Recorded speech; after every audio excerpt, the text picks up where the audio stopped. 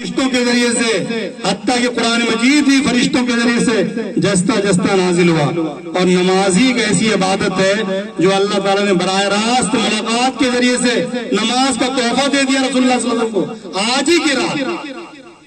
اور آپ صلی اللہ علیہ وسلم وہ تحفہ لے کر کے لوٹے، 50 وقت کی نماز لے کر لوٹے. وہ تو خیر منائی ہے موسیٰ علیہ السلام کی.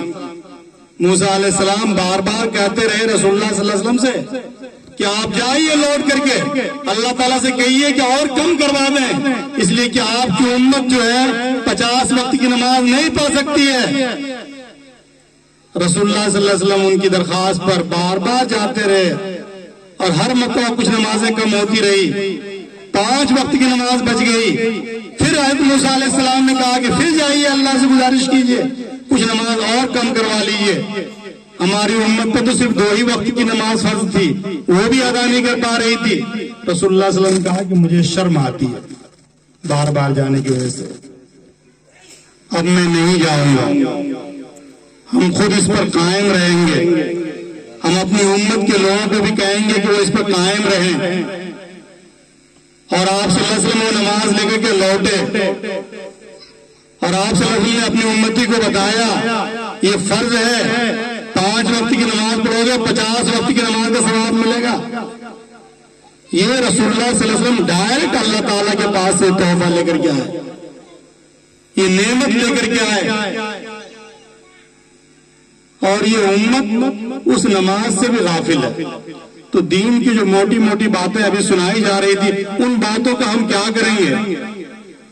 جبکہ اسلام صرف نماز کا نام نہیں ہے. پوچھئے یہاں علماء کرام بیٹھے ہوئے ہیں، صرف روزہ کا نام نہیں ہے، صرف حج کا نام نہیں ہے، صرف زکوٰۃ کا نام نہیں ہے، صرف نقاب لگانے کا نام نہیں ہے، صرف داڑھی رکھنے کا نام نہیں ہے، صرف ٹوپی رکھنے کا نام نہیں ہے. اسلام تو مکمل کوڈ آف لائف ہے، زندگی گزارنے کا طریقہ ہے.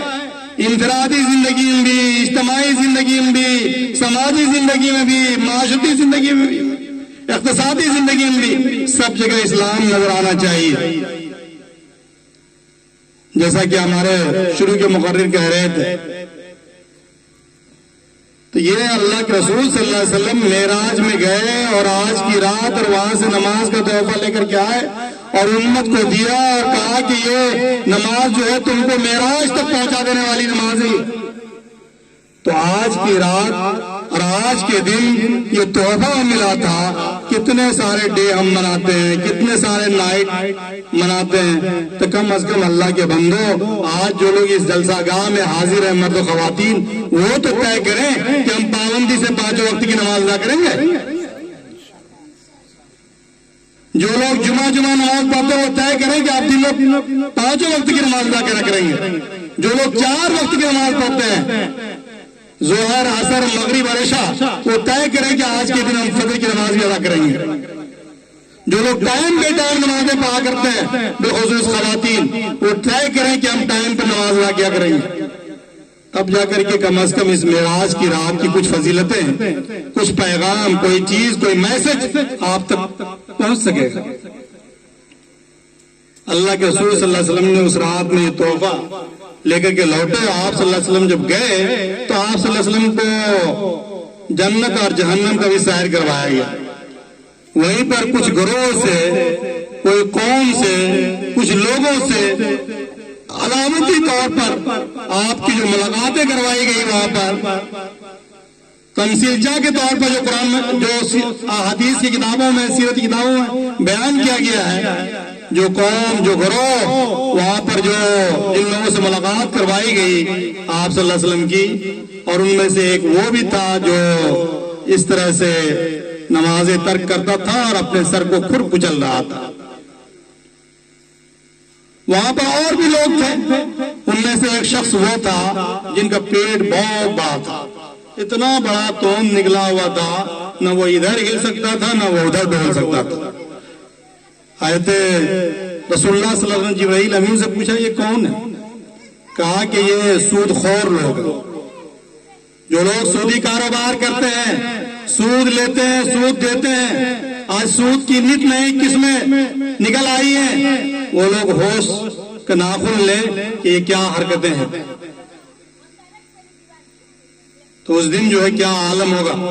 رسول اللہ صلی اللہ علیہ وسلم کو ایک گروہ سے ملاقات کروائی گئی جن کے ناخن تانبے کے تھے، تانبے کے ناخن تھے. وہ اپنے ناخن سے، بڑے بڑے ناخن سے چہروں کو اور سینوں کو نوچ نوچ کر کے زخم بنا دیا تھا. رسول اللہ صلی اللہ علیہ وسلم نے جبرائیل امین سے پوچھا یہ کون لوگ ہیں؟ کہا یہ وہ لوگ ہیں جو مردار مرے ہوئے انسانوں کا گوشت کھاتے ہیں، کھاتے تھے. کہا کون؟ غیبت کرتے تھے، غیبت کرنے والے. یہ غیبت کرنے والے ابھی جو ہمارے ماسٹر صاحب کہہ رہے تھے خواتین کے تعلق سے، خواتین نہیں اب تو مرد بھی بغیر غیبت کیے ہوئے کھانا ہضم ہی نہیں ہوتا. ارے اتنی اخلاقی ہمت تو پیدا کیجئے کہ آمنے سامنے آپ کچھ کہہ سکیں. تو بھائی ہولناک کا دردناک مناظر اس دن اللہ کے رسول صلی اللہ علیہ وسلم کا مشاہدہ کروائے گئے. ایک وہ شخص تھا جو جن کے سامنے پکا ہوا گوشت رکھا ہوا تھا، لیکن وہ سارا گوشت کھا رہا تھا. نعوذ باللہ من ذالک. کتنی گھن آنے والی بات. رسول اللہ نے پوچھا یہ کون آدمی ہے، کون لوگ ہیں؟ کہا یہ وہ لوگ ہیں جن کے پاس بیویاں موجود ہیں لیکن دوسروں عورتوں سے خواہشیں پوری کر دی.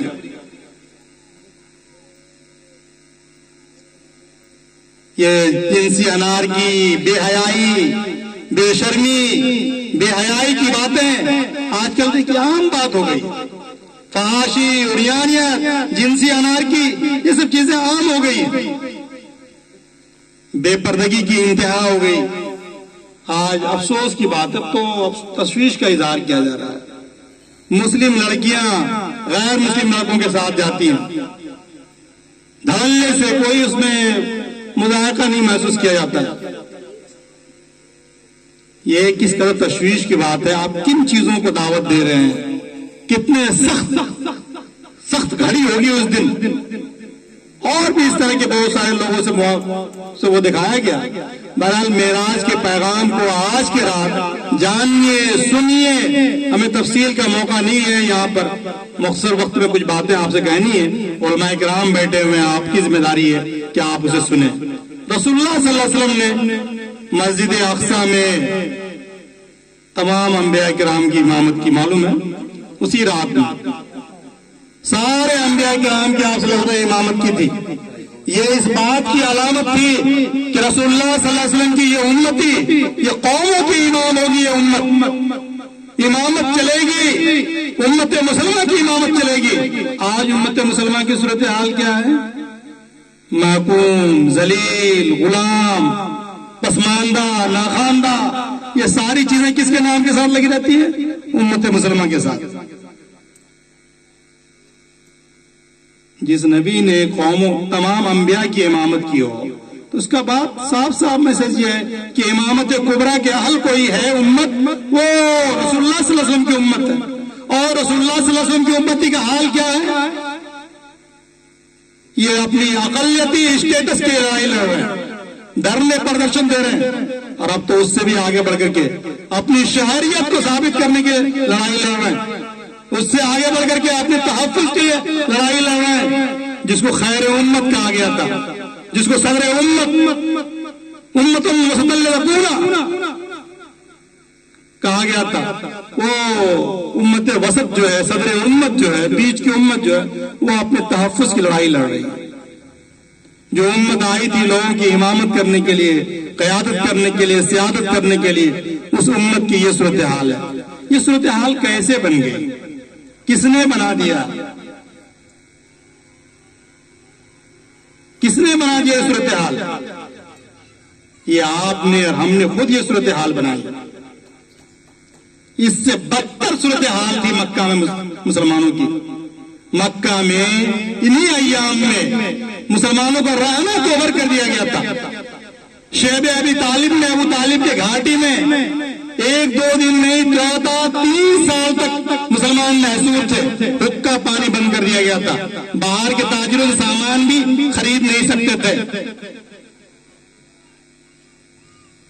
انہی حالات میں اللہ کے رسول صلی اللہ علیہ وسلم کو معراج کو بلایا گیا. جب بائیکاٹ ختم ہوا تو آپ صلی اللہ علیہ وسلم کو معراج کو بلایا گیا. وہ اس میں اللہ کے رسول صلی اللہ علیہ وسلم کا اللہ تعالیٰ سے اتنا تعلق مضبوط ہو گیا. ابھی تعلق باللہ کے بارے میں کچھ باتیں آ رہی تھی شروع میں. اگر ہم نے اللہ سے اپنا تعلق مضبوط کیا, اللہ سے اپنا رشتہ مضبوط کیا, یہ حالات بدل جائیں گے. اللہ پر ہم نے یقین رکھا, اللہ کے حوالے اپنے آپ کو کیا, اللہ تعالیٰ کے احکام اور فرامین کو اپنی عملی زندگی میں جاری اور ساری کیا, یہ سارے حالات بدل جائیں گے. اسلام کو ہم نے اپنی زندگی کے انفرادی زندگی میں, اجتماعی زندگی میں, زندگی کے ہر حصے میں, گھر میں, خاندان میں, ہر جگہ آپ نے جاری کیا تو یہ حالات بدل جائیں گے. لیکن ہماری صورتحال کیا ہے؟ ابھی ہمارے ماسٹر صاحب ٹیچر ہیں, بہت اچھے سمجھا رہے تھے خواتین کے حوالے سے. یہ قرآن نے کہا کہ یا ایھا الذین آمنوا لا تلھکم اولادکم, کہ یہ تمہاری اولاد, تمہارے اموال تم کو اللہ کے ذکر سے غافل نہ کر دیں. آیا آپ دیکھیں کہ ہماری اولاد, ہمارے اموال ہمیں اللہ کے ذکر سے, اللہ کی یاد سے کیسے غافل کر رہے ہیں. ہم سب کچھ بھی بال بچوں کے لیے کرتے ہیں, اور اس میں جائز ناجائز, صحیح غلط, ہر چیز کی تمیز کو اٹھا کر رکھ دیا ہم نے. یہ صورتحال کیوں پیدا ہو گئی؟ کبھی آپ نے غور کیا یہ صورتحال کیوں پیدا ہو گئی؟ کبھی آپ نے غور کیا کہ یہ مال, یہ اولاد ہمیں اللہ کی یاد سے, ہمارے اللہ کے ذکر سے ہم کو غافل کرنے والے بن رہے ہیں. ہماری مال اور ہمارے اولاد ہماری معاشرتی زندگی, گھریلو زندگی میں ہم نے کہا تھا, جس کا حوالہ دے رہے تھے کہ آخری پڑاؤ اسلام کا ہمارا گھر ہی تھا. لیکن ہمارے گھر کی کیا صورتحال ہے ابھی عبدالرشید صاحب نے بہت تفصیل سے بتایا. ہمارے گھر میں بھی اسلام برائے نام رہ گیا. اسلام اور اسلامی تعلیمات, اسلامی قدریں وہ پامال ہو رہے ہیں ہمارے گھروں میں. اور اس کی وجہ یہ ہے کہ جس مضبوط بنیاد پر خاندان وجود میں آنا چاہیے تھا, وہ مضبوط بنیادوں کو ہم نے ڈھا دیا. وہ بنیاد کیا ہے؟ معاشرتی زندگی کا آغاز ہوتا ہے, خاندانی کی زندگی کا آغاز ہوتا ہے شادی سے. جس خاتون کی تربیت یا جس آئیڈیل خاتون کی مثالیں دی جا رہی تھی, وہ آئیڈیل خاتون بنیں گی کیسے؟ جس دن گھر کی بنیاد پڑ رہی تھی, خاندان کی بنیاد پڑ رہی تھی, اس دن کیا کچھ ہوا آپ نے محسوس کیا؟ آپ نے رشوت دے کر کے, رشوت لے کر کے شادی کی. جس بزنس کا, جس مکان کی بنیاد رشوت پر ہو, اس مکان کی یا اس مکان میں کتنی پائیداری آئے گی؟ قرآن نے کہا تھا کہ شادی بیاہ کرنے کے لیے اسلام نے کہا تھا لڑکا اور لڑکی بالغ ہو جائے اور دونوں, لڑکی اجازت دے دے, لڑکا قبول کر لے, شادی ہو جاتی ہے. لیکن ہم نے اتنے سارے کھگیر اس میں پال رکھے ہیں کہ اب شادیاں ہوتی ہی نہیں. آپ ہی کے شہر کے ایک بزرگ بتا رہے تھے کہ اتنے سارے مسائل پیدا ہو گئے ہیں کہ اب جو ہے مسلمانوں کے درمیان شادیاں نہیں ہوتی. ان مسائل میں سے ایک بڑا مسئلہ یہ ہے شادی کے لیے کہ برادری واد کا مسئلہ ہے. کہ اب مسلمانوں میں برادری واد ہونے لگا, چھوا چھوت ہونے لگا, اونچ نیچ ہونے لگا. نتیجہ یہ ہے کہ ساری چیزیں مل جانے کے بعد, اسٹیٹس مل جانے کے بعد, تعلیم مل جانے کے بعد, قد مل جانے کے بعد, رنگ مل جانے کے بعد شادی اس لیے نہیں ہوتی کہ برادری کے نہیں ہے. یہ کس نے بنا دیا برادری واد؟ قرآن نے کہا تھا کہ انا خلقناکم من ذکر و انثی وجعلناکم شعوبا وقبائل لتعارفوا. ہم نے تم کو ایک ہی نر اور ناری سے پیدا کیا, ایک ہی مرد اور عورت سے پیدا کیا, اور تم کو مختلف قبائل میں, مختلف شعوب میں, خاندانوں میں بانٹ دیا. لتعارفوا, تاکہ تم تعارف حاصل کرو, جان سکو کہ فلاں خاندان کیا ہے. تو اس کو تم نے مجد اور شرف کا ذریعہ بنا لیا, آپ نے اونچ نیچ کا ذریعہ بنا لیا تم نے. جبکہ اونچ نیچ کے لیے ان اکرمکم عند اللہ اتقاکم, اللہ کے نزدیک اکرم وہ ہے جو زیادہ اللہ سے ڈرنے والا ہے، اشرف وہ ہے جو زیادہ اللہ سے ڈرنے والا ہے۔